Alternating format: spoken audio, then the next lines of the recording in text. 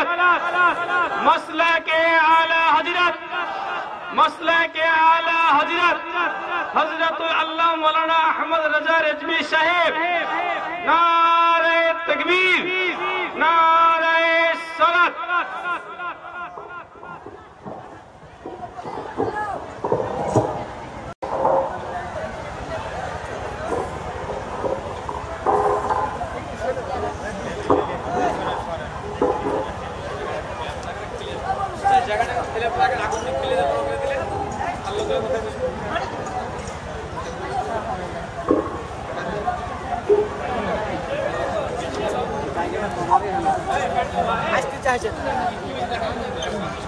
अस्सलामु अलैकुम व रहमतुल्लाह।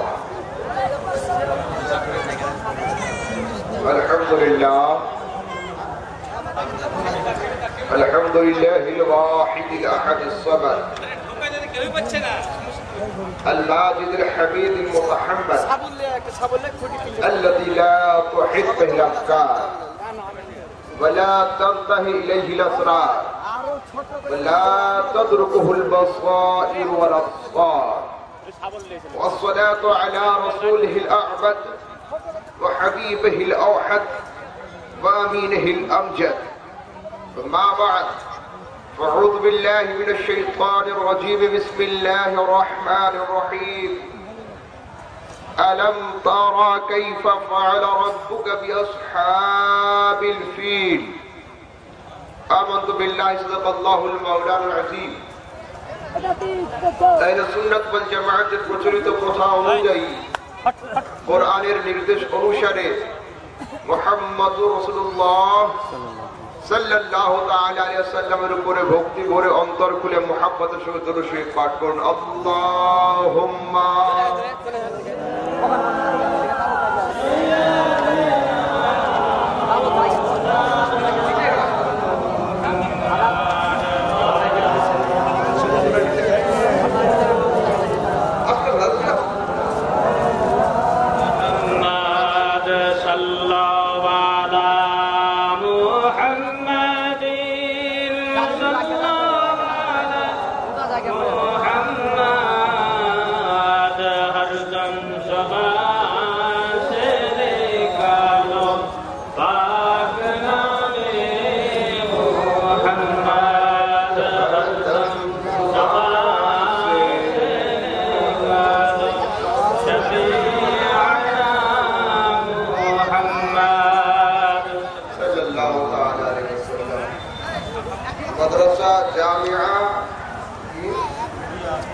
নূরিয়া গুলশানে রাজার বাৎসরিক জলসাতে আজ আমরা উপস্থিত। আল্লাহ তাবারক ওয়া তাআলা যেন আমাদের উপস্থিতিকে কবুল করেন। দুই তিনটে খুব প্রচলিত আয়াত আমি পাঠ করব এবং তার ট্রান্সলেশন করব, যার দ্বারা আহলে সুন্নাত ওয়াল জামাআতের অনেক মাসলা হাল। যেমন আলম তারা কাইফা ফাআলা রাব্বুকা বিআসহাবি। আলম তারা সূরা আপনারা সবাই জানেন। আমি চাইবো যে এমন কিছু আয়াত আমি কোট করব যে আয়াতগুলো আপনাদের মুখস্থ এবং আগামী কাল গিয়ে জিনিসটা স্মরণ। আলম তারা কাইফা ফাআলা রাব্বুকা বিআসহাবি, এর শাব্দিক অর্থ কি?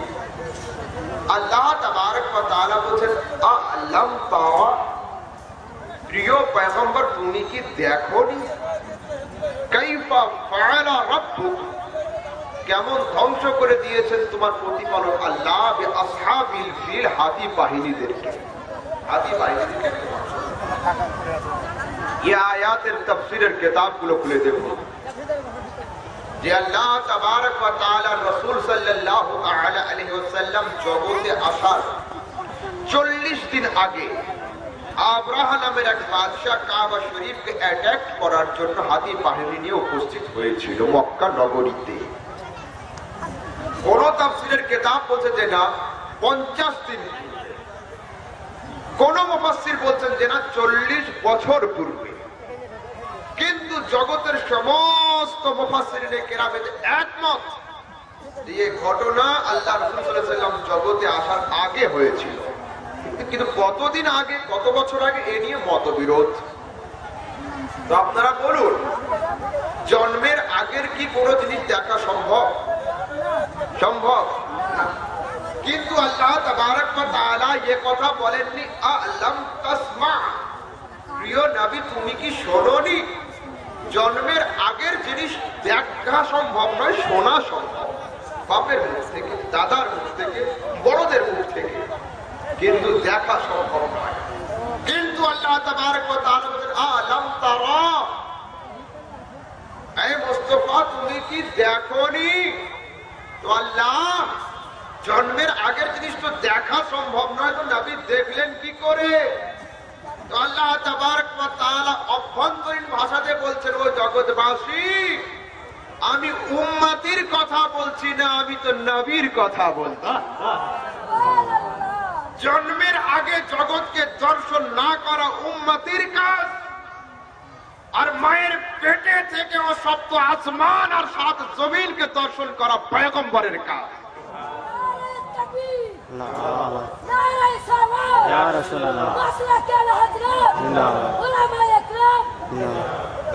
যারা পয়গম্বর হবে তারা वो अर्श की, फर्श की, लौह की, कलम की আর মায়ের পেট কি সর্ব অবস্থায় তারা জগৎকে দর্শন করবে।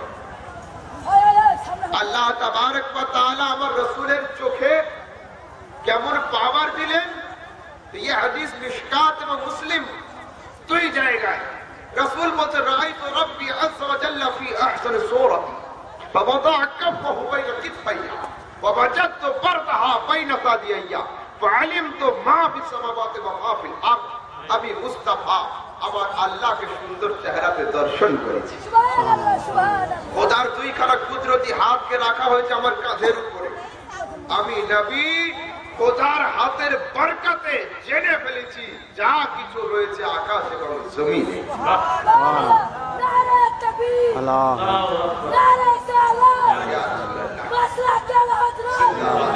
দ্বিতীয় জায়গায় আল্লাহ তাবারক ওয়া তাআলা রাসূল বলেন রাআইতু রাব্বি মাররাতাইন, আমি আমার খোদাকে দুবার দেখেছি।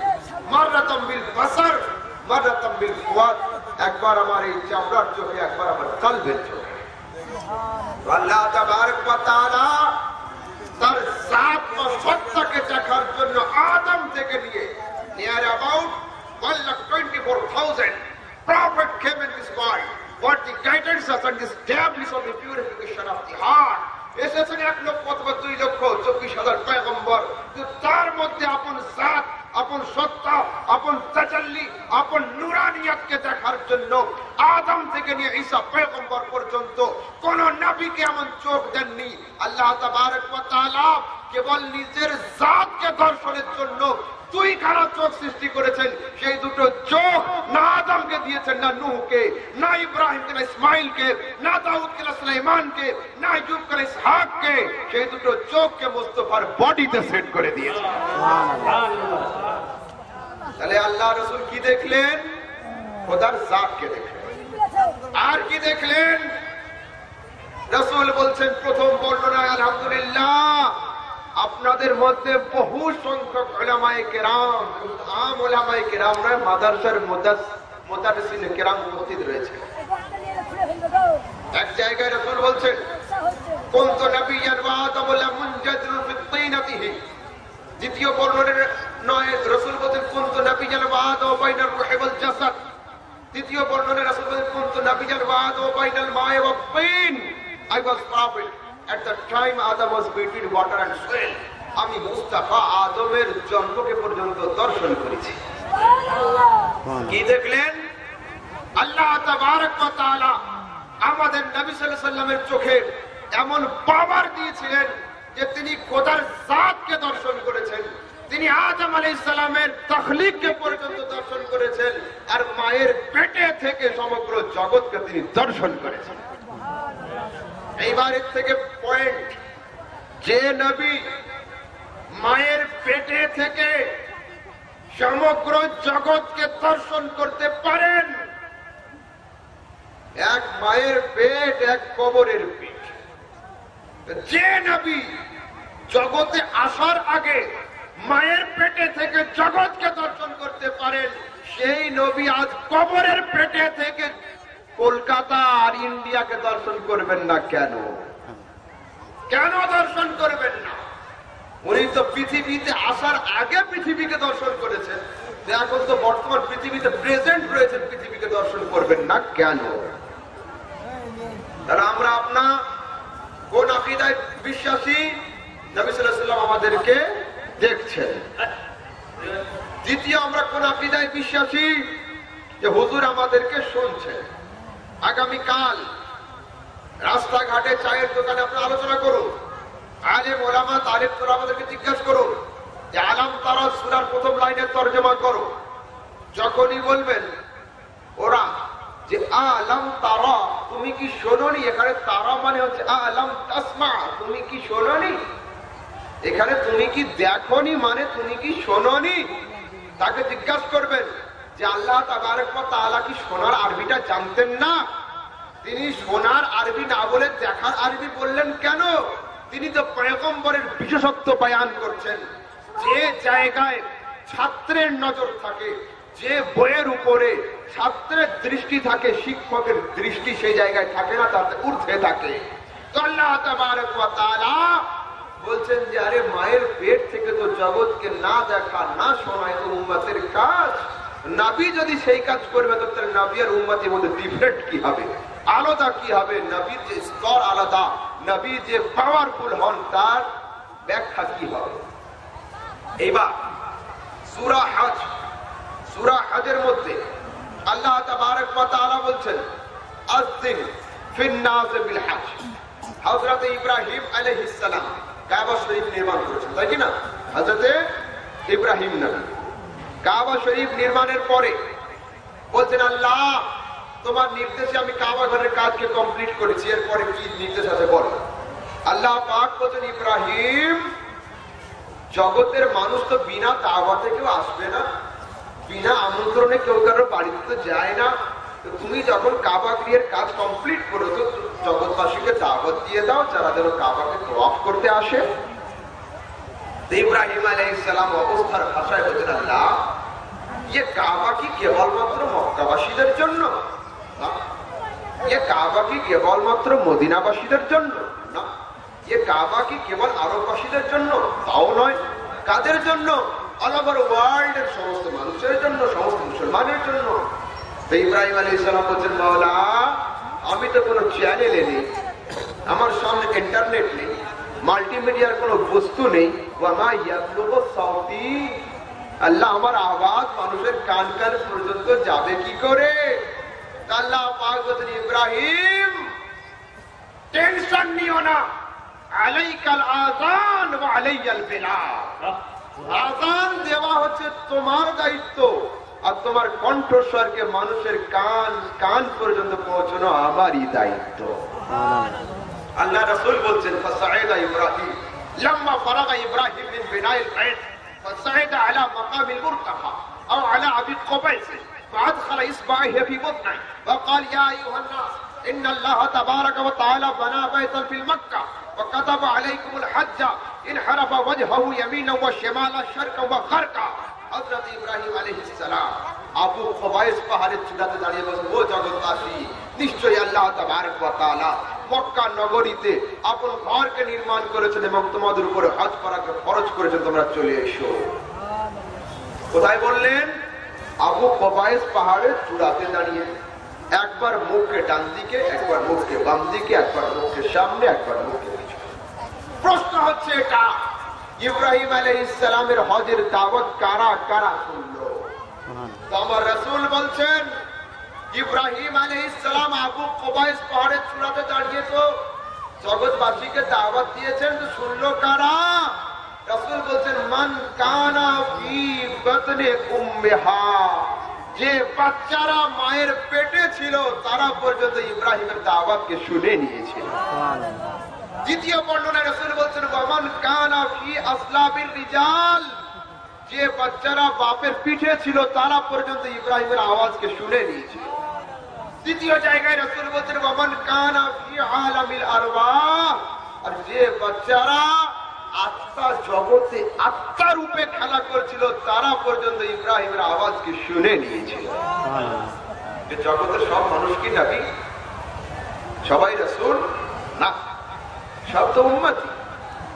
তো উম্মতি সাধারণ জেনারেল ক্যাটাগরির ম্যান যদি মায়ের পেটে থেকে আর আত্মা জগতে থেকে ইব্রাহিমের কণ্ঠস্বরকে শুনতে পান, তো আমাদের নবী কবরের পেটে থেকে আমাদের দরুদ আর সালামকে শুনবেন না কেন?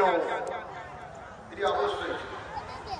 দেখুন, আপনার হাতে মোবাইল, মোবাইল যদি আপনি কোন সময় সমুদ্রের সফর করেন, মোবাইলের স্ক্রিনের উপর লেখা উঠবে আউট অফ কভারেজ, নেটওয়ার্ক সীমার বাইরে।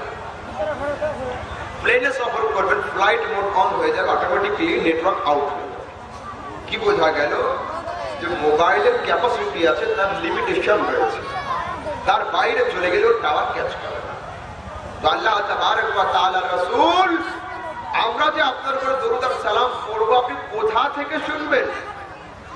মক্কায় গিয়ে পড়লে শুনবেন না মদিনায় গিয়ে? আপনার নেটওয়ার্ক সার্কেল কতটা? রাসূল বলছেন মোবাইলের উপর গবেষণা করো। মোবাইলের বানানে ওয়ালা মোল্লা, আমার বানানে ওয়ালা আল্লাহ। মোবাইলকে তৈরি করেছে মানুষ, মানুষের লিমিটেশন রয়েছে। লিমিটেড মানুষের তৈরির জিনিসের লিমিটেশন হয়।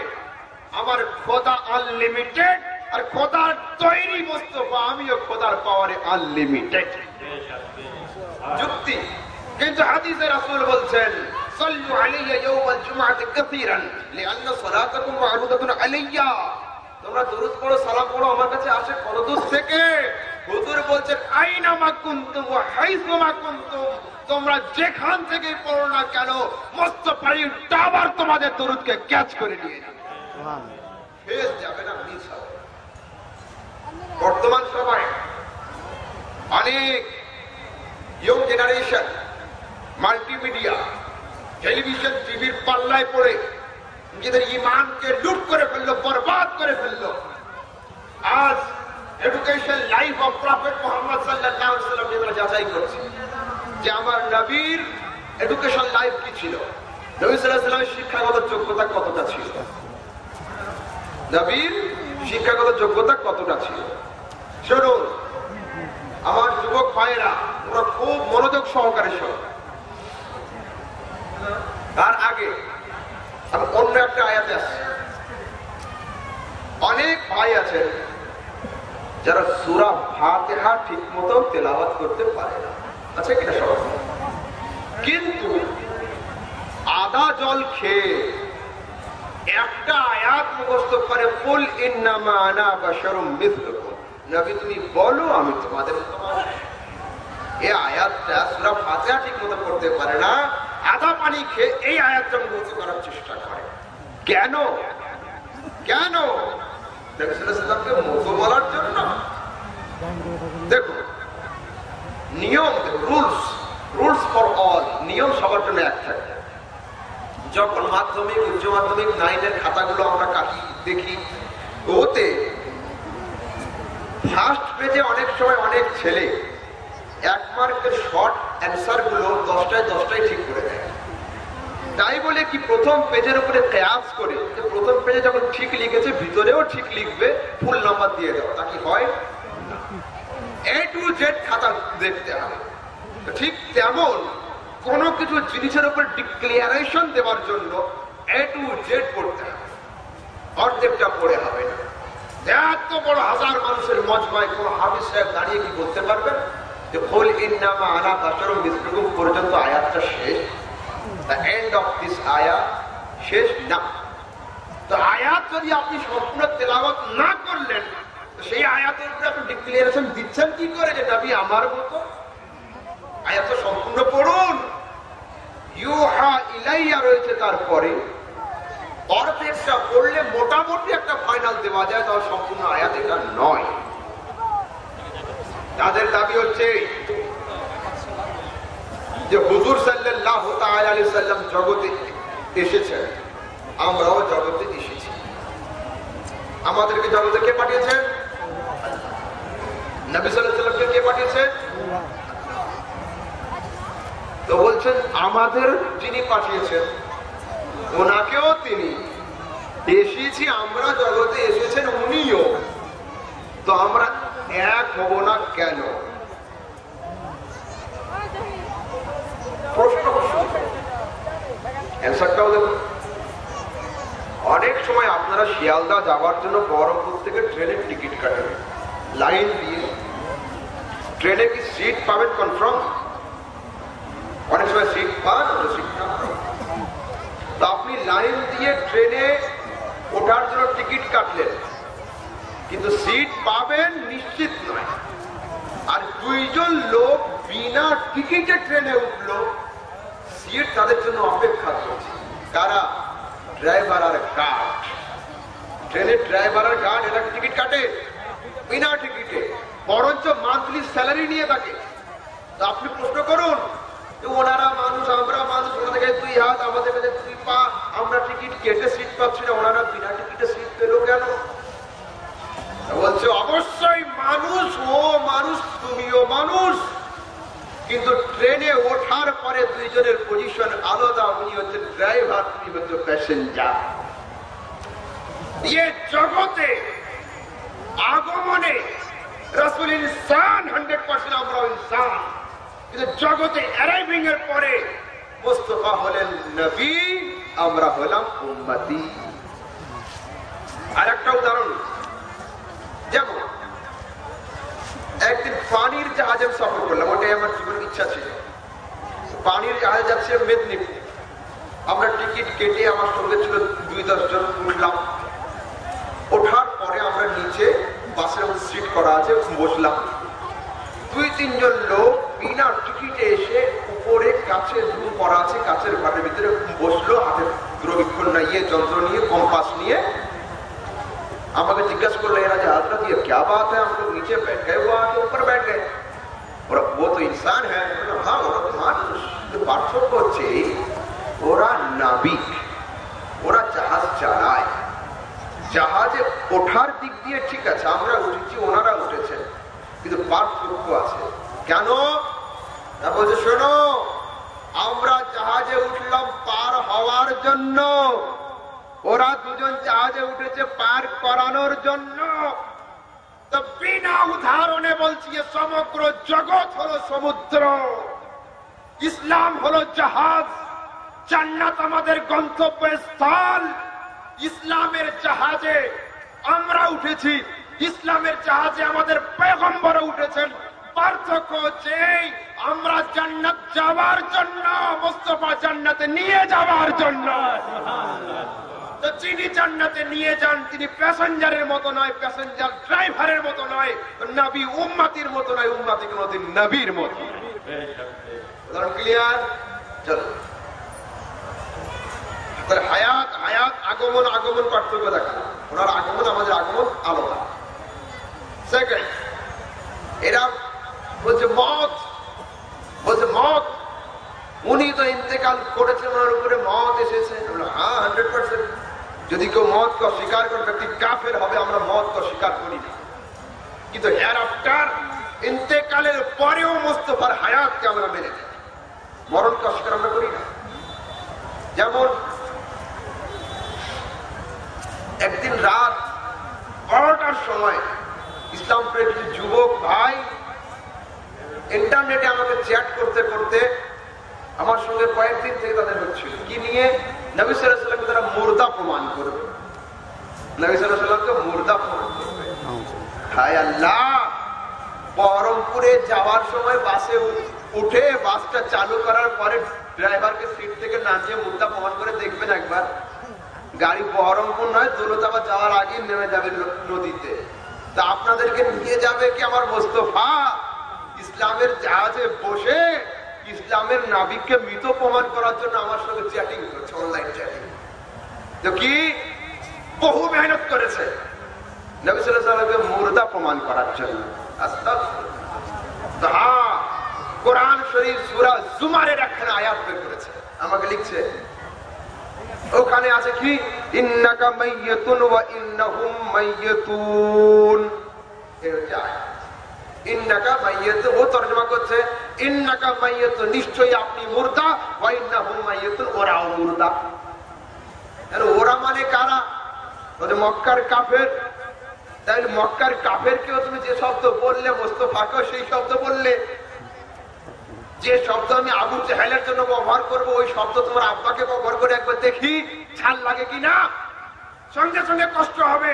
তো যে শব্দ তুমি মক্কার কাফেরদের জন্য ইউজ করলে, সেই শব্দ আমার নবীর জন্য বলছো কি করে? আমি বললাম শুনুন, আলা হযরত ইমাম আহমদ রাজা 14 শতাব্দীর মুজাদ্দিদ, কানজুল কারামাত, জাবালুল ইস্তিকামাত, তিনি এই আয়াতের তরজমা করছেন, আই মাহবুব মুকাররম, आप पर मौत आएगी और ऐ कुफ्फार मक्का तुम्हें मरना ही होगा। आला हजरत বলছেন, প্রিয় নবী তোমার উপরে মরণ আসবে, আর হে মক্কার কাফেররা তোদেরকে মরতেই হবে। দুটো কথা কতটা ডিফারেন্ট দেখো। মমতা যখন সকালে করে অফিসে আসে, ওর বাড়ির দরজার সামনে গিয়ে দাঁড়িয়ে থাকবেন আপনি, অনেক ফোর্স আছে, পুলিশ আছে নিয়ে যেতে। ওখানে কি আসছে? অনেকগুলো পুলিশ, অনেকগুলো গাড়ি। আর আপনার গ্রামে যখন কোনো চোরকে ধরতে আসে, অনেকগুলো পুলিশ, অনেকগুলো গাড়ি। তো কি মমতাকে ধরে নিয়ে যেতে আসে, না স্বাগতম স্যালুট জানাতে নিয়ে যায়? পুলিশ আসছে ওখানেও, পুলিশ আসছে চোরের বাড়িতেও। পার্থক্য হচ্ছে এই, চোরকে অ্যারেস্ট করে নিয়ে যাওয়ার জন্য, আর মন্ত্রীর বাড়ি পুলিশ যাচ্ছে স্বাগতম স্যালুট জানিয়ে অফিসে নিয়ে যাবার জন্য। জগৎবাসী, আমার মুস্তাফার বাড়িতেও ফেরেশতারা এসেছেন, তোমার বাড়িতেও এসেছে।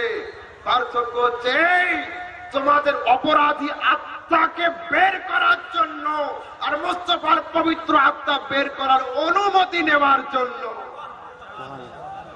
পার্থক্য। এইবার মরণ মরণে, মত মতে, ইন্তেকাল ইন্তেকালে পার্থক্য দেখুন।